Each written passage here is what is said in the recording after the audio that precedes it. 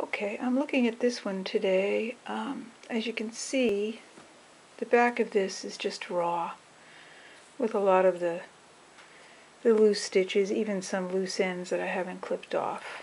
You know, what you do with the back of the piece really has a lot to do with what you're going to use it for. In this case, I'm just going to make a piece to hang on the wall. So I'm not going to worry about the back. I'm just going to actually well, I want to talk about something that I call no edge. I mean, we talked about binding the edge, but I'm going to just take a piece of this harem cloth, which is quite thin. This happened to be dyed in the indigo vat, and I think I'm just going to place this piece right on top of it.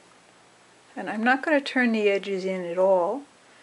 I'm just going to make it very loose and airy because I think it fits with the space idea. So I'm only going to now use my wizard stitching and stitch all the way across, maybe at half-inch intervals, just to tack this piece to the backing piece. And I will use a little running stitch where I want it to show, and then I'll make the stitch become a little bit more invisible as I go through these areas. And by default now, the back will actually be covered, even though it's going to be a wall piece and you're not really going to see the back.